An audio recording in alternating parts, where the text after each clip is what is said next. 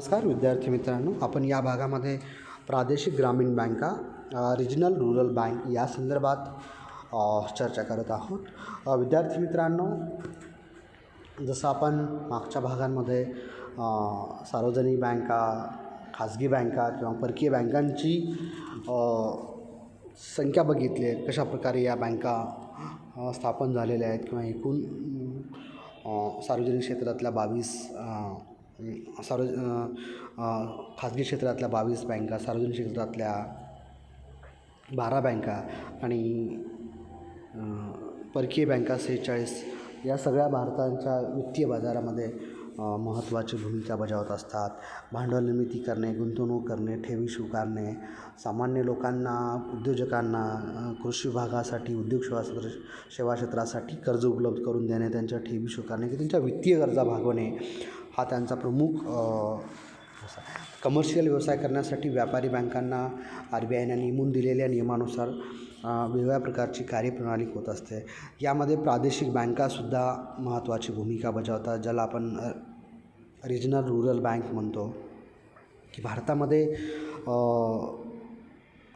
प्रादेशिक बँकांची संख्या आपण जर बघितली तर मोठी संख्या आपल्याला दिसून येते की जी 56 बँका आहेत की ज्या वेगवेगळ्या राज्यानुसार वेगवेगळ्या ह्याच्यानुसार काम करतात, की ज्याला पंजाब अलाहाबाद UP ग्रामीण बँक, आंध्र प्रदेश ग्रामीण बँक होईल, आंध्र प्रगती बँक, म्हणजे वेगवेगळ्या प्रदेशाच्या ह्याच्यानुसार अशा प्रकारच्या बँकांना परवानगी देण्यात आलेली आहे. प्रामुख्याने या बँका स्थानिक पातळीवरती वेगळ्या स्वरूपाची कर्ज देण्याघेण्याचं काम करत असताना दिसून येत असतात, की ज्या प्रामुख्याने या बँका स्थानिक पातळीवरच्या शेती संदर्भातील असतील किंवा ज्या सामान्य लोकांच्या गरजा आहेत की ठेवी स्वीकारणे, लोकांनी बचत केलेली रक्कम स्वतःकडे ठेवणे आणि त्याचं कमर्शियल ह्याच्यामध्ये रूपांतरित करणे, पत निर्मिती करणे, अशा स्वरूपाचं काम. मात्र या बँका स्वतःचं अस्तित्व यांना नाही आहे, तर ह्या अनेक बँकाकडनं स्पॉन्सर होतं. प्रादेशिक बँका विशेषतः नरसिंह राव यांनी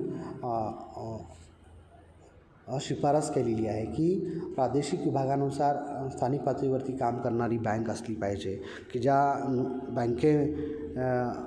स्थानिक पातळीवर शेतकऱ्यांना, लघु उद्योजकांना किंवा अन्य घटकांना कर्ज पुरवठा करण्यासाठी अशा प्रकारची बँक असणं गरजेचं आहे.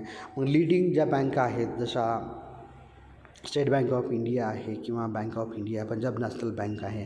मग या बँका अशा प्रादेशिक बँकांना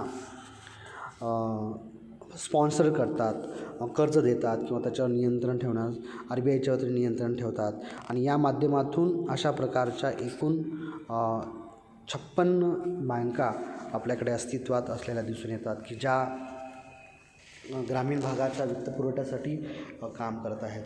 आणि या वित्तपुरवठ्यातून भारताच्या वित्तीय सक्षमतेला मोठा हातभार आपल्याला लागले दिसून येतो.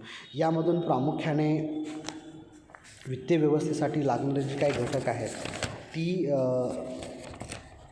उपलब्ध होतात आणि एकूण ग्रामीण विकासाबरोबरच भारताच्या विकासाला हातभार लावतो. शेती क्षेत्रासाठी महत्त्वाचं जे काही कर्ज उपलब्ध करून देणं किंवा त्यासाठी लागणारे जे काही घटक आहेत ते वेळेत उपलब्ध करून देण्यासाठी अशा प्रकारच्या स्थानिक किंवा प्रादेशिक बँकांची गरज आहे, जेणेकरून वित्तीय विकासासाठी वित्तीय विकासातून पायाभूत सुविधा निर्माण करणे आणि एकूण विकासाची साधनं उपलब्ध करून देण्यासाठी अशा प्रकारच्या प्रादेशिक बँकांची गरज आहे. त्याच्यानंतर आपण कॉपरेटिव्ह बँक कशाप्रकारे निर्माण झाल्यात हे पाहणार आहोत. कॉपरेटिव्ह बँका सहकार तत्त्वावरती एकत्र येतात. स्थानिक पातळीवरती अनेक लोक एकत्र येतात, ज्याला आपण the cooperative bank in India is the financial unities units under the belonging of its own member who are at the same time the owners and customers, which has been registered under the State Cooperative Society Act. 1955चा जो banking law act आहे त्यानुसार जसं की banking regulation act 1949 नुसार भारतामध्ये 31 प्रकारच्या cooperative bank आहेत की ज्या सहकार तत्त्वावर अनेक लोक एकत्र येऊन अशा प्रकारचं एक प्लॅटफॉर्म तयार करतात की स्वतःच्या गरजा सगळ्यांनी एकत्र येऊन विशेष प्रकारचं सेल्स स्वतःकडची जे काही रक्कम आहे ते जमा करतात आणि अशा प्रकारच्या बँकेमध्ये इन्व्हेस्ट करतात आणि ही सगळी एकत्रित झालेलं भागभांडवल टप्प्याटप्प्याने आवश्यकतेनुसार वापरत असतात आणि त्याचे जे काही रिटर्न्स आहेत किंवा मोबदला आहेत ते त्यांना देत असतात. आणि म्हणून भारतामध्ये अशा प्रकारच्या कोऑपरेटिव्ह बँका ज्या आहेत त्या मोठ्या प्रमाणात वित्तीय विकासाची कामं करत असताना दिसून येतात. म्हणजे 1950च्या नंतर सहकारी चळवळ खूप मोठ्या प्रमाणात भारतामध्ये वाढल्या. विशेषतः महाराष्ट्रामध्ये अशा प्रकारच्या सहकारी बँका मोठ्या प्रमाणात कार्यरत असल्या दिसून येतात, ज्याच्यामध्ये इंडिव्हिज्युअल लेवलवरती गव्हर्मेंट संस्था याला मोठ्या प्रमाणात सर्व्हिसेस देत असतात. त्याच्यानंतर ज्या काही वेगळ्या स्वरूपाच्या फायनान्शियल सर्व्हिसेस आहेत, या फायनान्शियल सर्व्हिसेस मार्फत या बँकांना मोठ्या प्रमाणात लोन उपलब्ध होत असतं. त्याच्यानंतर ज्या काही कोऑपरेटिव्ह बँका आहेत त्या आपण बघितलेलं आहे की अशा स्वरूपाच्या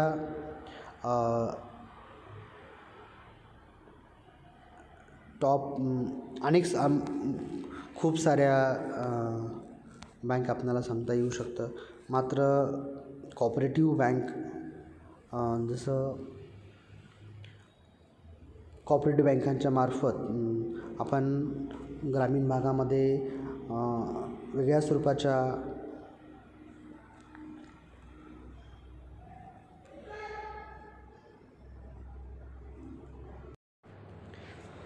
तर कोऑपरेटिव्ह बँका खूप महत्त्वाची भूमिका भारतामध्ये महाराष्ट्रामध्ये बजावत असताना दिसून येतात की ज्या विशेषतः सहकार तत्त्वावरती या काम करत असतात. अनेक प्रकारच्या सहकारी बँका अस्तित्वात आहे. विजया बँक आहे, अनेक प्रकारच्या अशा अनेक जिल्हा मध्यवर्ती सहकारी बँक आहे, वेगळ्या स्वरूपाच्या पतपेढ्या या अंतर्गत काम करत असतात की ग्रामीण भागाला कर्जपुरवठा कमी करण्याचं हे महत्त्वाचं आहे. विशेषतः कृषी आणि कृषी संबंधित असलेले जे काही व्यवसाय आहेत त्या भागात खूप महत्त्वाची भूमिका बजावत असतात. त्याच्यानंतर ग्रामीण अर्बन कोऑपरेटिव्ह सोसायट्या, रुरल कोऑपरेटिव्ह सोसायट्या अशा वेगवेगळ्या विभागानुसार या सोसायट्या काम करत असताना आपल्याला दिसून येतात की जेणेकरून त्या विभागातील वित्तीय गरजा पूर्ण करण्यासाठी या अग्रेसर असता दिसून येतात.